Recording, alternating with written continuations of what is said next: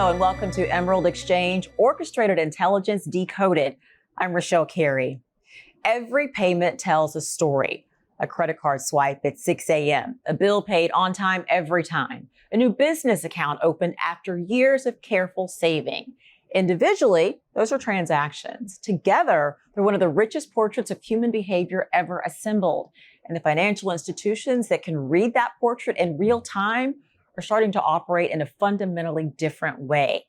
FIS processes billions of transactions every year across thousands of institutions worldwide. And right now, it is turning that payments infrastructure into something new, an intelligence layer that allows banks to know their customers more deeply, serve them more proactively, and stay relevant in a world where AI agents may soon make purchasing decisions before the customer ever reaches for their wallet. Joining me is Jim Johnson, co-president of FIS Banking Solutions. Welcome, Jim. Thanks, Richelle. Great to be here. Wonderful. So you have said you are what you buy, right? That payments data is one of the most intimate portraits of a person's life in motion. It's really every detail of someone's life, right? But banks have been sitting on that information for decades and not really unlocking its value. What has changed technically, organizationally, that makes it possible to act on data like that now? It's a great question, and it's really born in the history of the systems we use to process all these different types of transactions. And so, systems years ago built to process debit transactions. They process them. That data is kind of locked into, the way they store data in that situation. It's in there. It's not built to share with the system designed to process for credit card transactions or your deposit account stuff or your lending transactions. So all of that data was sitting in monoline, kind of what I would say dated technology. And what's changed here recently is organizations with the advent of cloud computing are really transforming their technical stacks into modernized technologies, and they're storing their data in data methods that allow us to get at that data real time. And so that's really the big advancement that's been taking place, moving from a legacy tech stack into modernized versions of that. So it was all separate, but now you've figured out how to put it all together. You got it. For a full picture. So let's talk about the acquisition of Total Issuing Solutions, which brought together the payment side, the credit side of a customer relationship under one roof. Why does that matter? What happens when a bank can see both sides of the picture as opposed to a bank that only sees one side? No, it's a great question. First of all, when we bought TSYS, we instantly became the world's largest processor of credit card transactions. Just to give you a little bit of context, we now see 70% of all credit card transactions done in the United States. So when we talk about data, we're not using that term innocuously. It's very intentional, the reasons which we added TSYS, because yes, credit card is a very strategic product, but as we move forward as a holistic financial services provider, that data really becomes the fuel and the oil for all things AI. Now, your question was specifically about, hey, you see the lending aspects of these folks, you might see the checking account, savings account, their wealth management type assets, but you never saw the credit data. Well, the credit data tells you something very interesting. A debit card or checking account really gives you information on what you're buying, what you're doing now. The credit information tells us a lot about how you manage obligations. All right? Yeah. And so that is very telling, and you put those two things together, you can really be predictive about an individual and think about that next best action you want to do or procure for them. And so that's what's so valuable about having that credit side of the activity as well. That's pretty impressive. All right. So you are listening to the Emerald Exchange. I'm Richelle Carey, and here with me now is Jim Johnson, the co-president of FIS Banking Solutions. We're exploring how payments data, agentic commerce, orchestrated intelligence are redefining what banks can know and what banks can do. Okay, let's talk to a big move that you all have made in support of digital currency, the launch of the Digital Tokenized Money Network, a new platform that gives banks control over digital money. It's called Lyriq, right?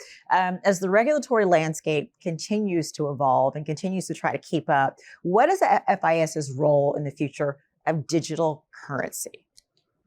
Well, the key thing for us is things are moving quickly, right? Moving quickly. And at the end of the day, we want our customer base to have a feeling of calmness and a feeling of confidence that FIS is in the center, and we're going to make sure that whatever the means of payment or technology or the next step, that it's going to go through them and not around them.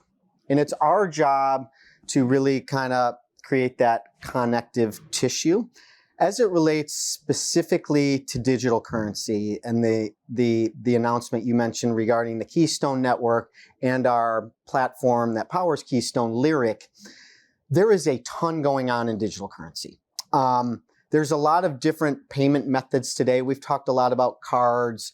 There's wires, there's checks, there's ACH, all of these different things.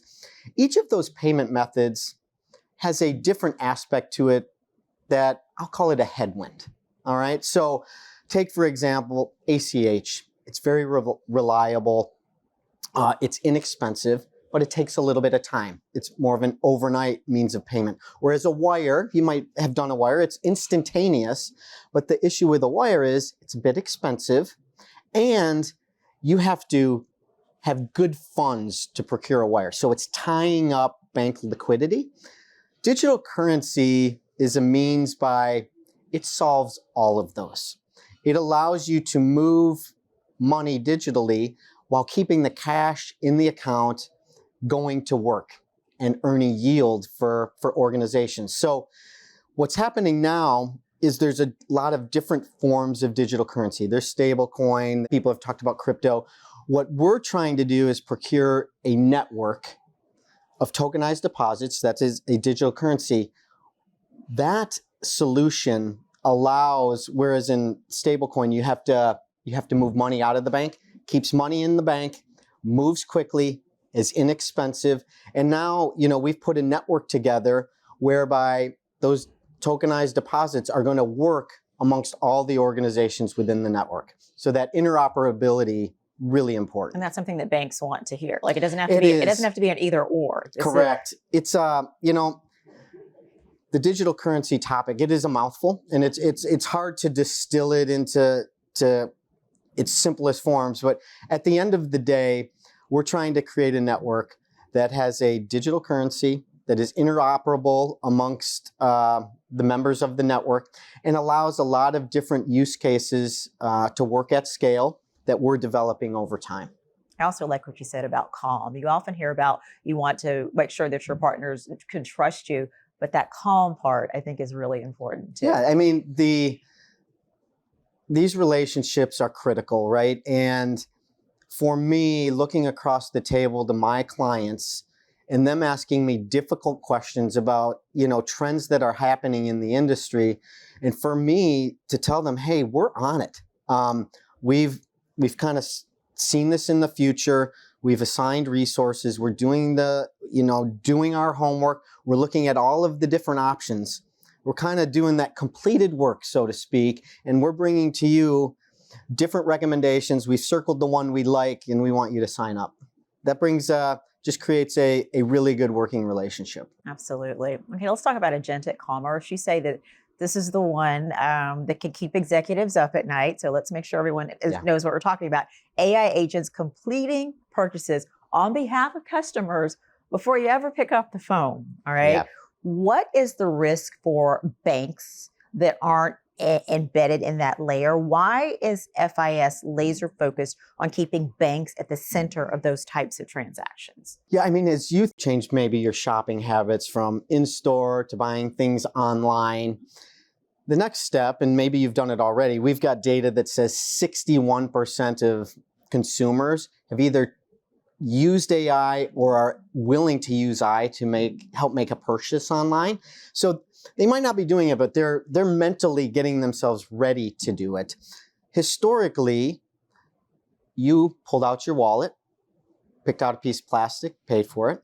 As you move to e-commerce world, you pulled out your plastic, you typed in all of the digits, your expiration date, your CVV code. Then you might have moved to a situation where you pay with your wallet, your phone, right? The wallet on your phone, where you didn't even enter a card number. You just had already ordered your cards in there on versus priority. Now you're going to turn to an LLM model, right? You know, OpenAI or, you know, Anthropic or Perplexity, whatever. And you might say, hey, I want to go to a concert. I want to go to a concert. I want to sit close, right? I want to be in the pit. I want to be in the pit. I want to be able to, I want to be able to catch the sweat down there. And I want to, I'm willing to pay between $200 and $400 for that ticket.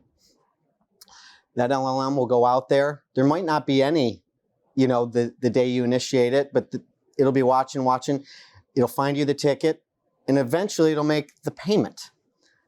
Make the purchase for you. Machine-to-machine payments here. Right. So an AI agent paying an AI agent. You're not involved. Your bank might not be involved. There's a lot of different rails. How did they decide what to do with that? So we have to make sure we're embedding the interest, the knowledge, the technology we have on behalf of our banks into that ecosystem to demonstrate that the different payment utilities and options our banks have are the cheapest rails. They have the highest authorization rates. It's what the end consumer really wants. There's less fraud with them. We have to give all of those arguments and rationale and fact patterns into that AI model to ensure our banks are being represented.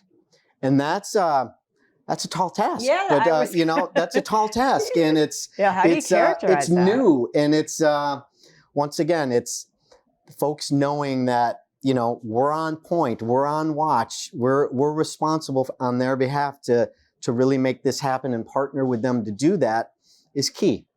And that's where, if we're doing it right, they're calm, they're trusting us, and we're working together to ensure it's happened. All righty. So smart routing is making real-time decisions that used to require multiple vendors, multiple systems, multiple points of failure, right? What does the intelligent payments infrastructure of the future actually look like? And how far is the industry from actually getting there? What do you envision? Well, in all candor, I think it's going to continue to evolve, and I think AI is going to continue to take step function like advances in the future. But what I would tell you, in the days and months and, you know, a couple years ahead, there is going to be some big advances, at least at FIS, on what we're doing at the point of sale. Okay. And it relates to, hey, there are merchants out there who accept payments, and we integrate into those merchants so they send transactions to us. At the same time, we try to activate loyalty programs at the point of sale. And at the same time, we think moving forward, the ability to analyze transactions at the SKU level. So not just getting, hey, you're buying something from Walmart for $50, but really looking inside that basket and saying you're buying toothpaste and Tide detergent and Kleenex, and analyzing that SKU level type data to really incent you on your next purchase or influence your financial institution to say, hey, these folks are, spend very conservatively. Maybe you give them a higher credit limit. But more importantly, I think we said toothpaste, Kleenex, and one other thing. The people who sell Kleenex, they go out and they spend a lot of money on advertising to get people to send Kleenex.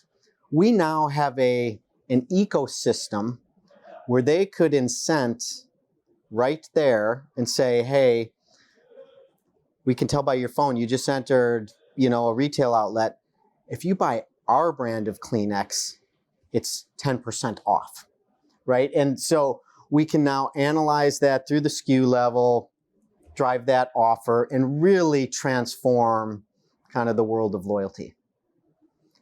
There are things that you can't even envision now. I know, you could not have envisioned that a few years ago. So goodness knows what we'll be talking about. You never next thought time. My job was so exciting, did you? Yeah. But now I know. Yeah. Now I know, but it's clear you also love what you do. And there's a lot in the industry to be excited about. It is. It's a great time to be in financial technology and in particular payments. Absolutely. Well, thank you so much for this conversation. I appreciate it very much, Jim. Thank you. It's been great. All right. I have been talking with Jim Johnson, the co-president of FIS Banking Solutions, in a conversation that makes clear just how much is riding on the intelligence that lives inside every single payment.